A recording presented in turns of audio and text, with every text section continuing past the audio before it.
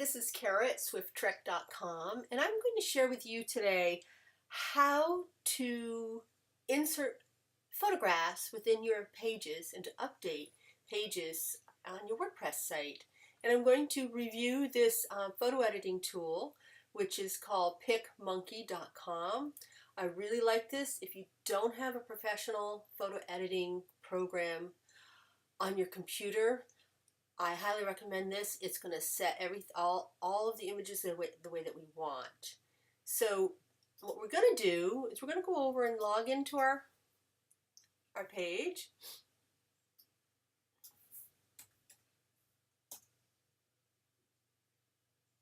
Go to the back end of WordPress. And WordPress has what's called Media Library, and this library is where you can see all the images and documents that are associated with your website. You can load things through here by adding new, but the most common and easiest useful way for you to do it, and the most productive, is as you're building your pages. And I have a sample test page that we can work on here. And what I'm going to do is we're going to change out this image. And if we click on the image, we get a couple more tools. You can align it left, center, right, or you can give it no alignment at all. But this should have been set up with align left, and I'll show you what this looks like this.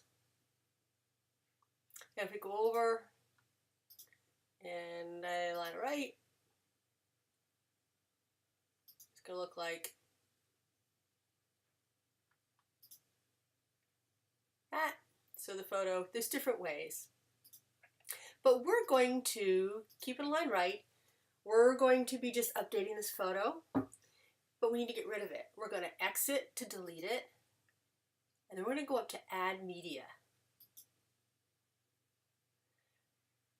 So we're going to upload a file because we're going to bring in a new photo. But before I go get this, I'm going to go over and work on it. We're going to open up picmonkey.com. We're going to go right to edit. And it's going to ask you to look for that photograph. We're going to bring in this photo. And what I'm going to do is I want to crop in. I just really want to get this little girl in here. So I'm going to go to crop first. And I'm going to sort of crop her in. I want to keep the little girl in the background. I think she's really interesting. I think, okay, that's where I want it. And once I get this cropped the way I want it, I'm going to hit apply. Now, I'm going to go over and adjust a little bit of the exposure.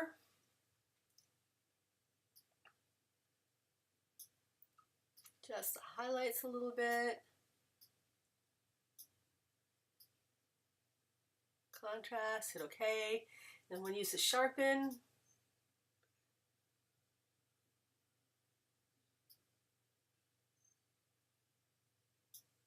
Just bring this photo in a little bit clearer. Apply it. Now, the key thing and the most important feature for using this online is getting this photo sized. It is very large. This is 2086 pixels wide. Most digital cameras are set, and you do want your cameras set at the highest size and resolution. So we need to reduce it, else the load time of this photograph for the website is going to be huge. So I suggest making sure you keep your proportions. That way this will change proportionately. For pages and images within just your regular content, keep it at 600. That'll bring it in at a manageable size. A lot of the articles are set to bring them in at 300. So we don't really need this photo much larger. So this will be much more manageable for the website. And then we're going to go up and save it. We're going to give it a name.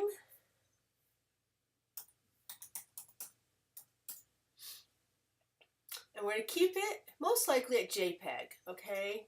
There's two formats for photographs. It's a PNG or a JPEG. But the key thing is you need to look at this file size and try and keep them under 200. And so if I, and you have, and a JPEG, we have 3 settings of quality. I love their names, Roger, Pierce, and Sean. You're going to stick with Pierce in the middle most likely, because watch this file size as they change it.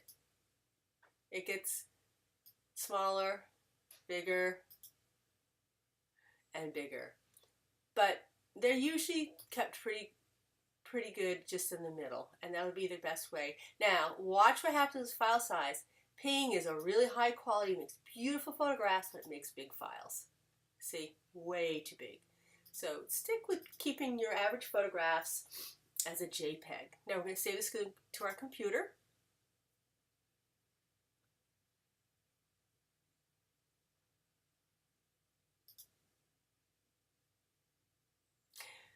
We're going to go back over and we're going to go find it and bring it in.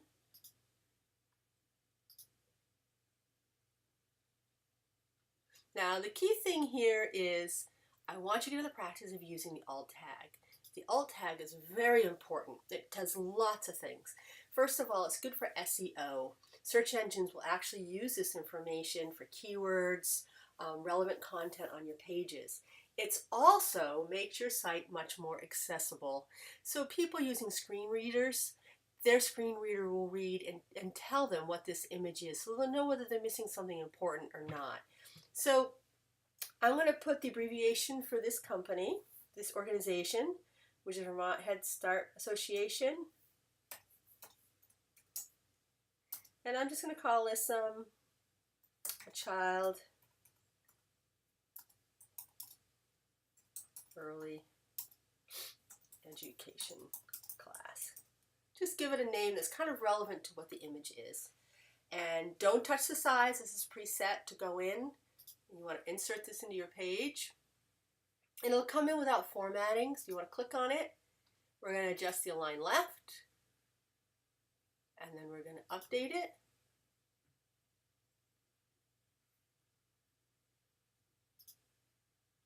Preview it. And look at that. We brought in a new photo into the website. So there you have it. Just remember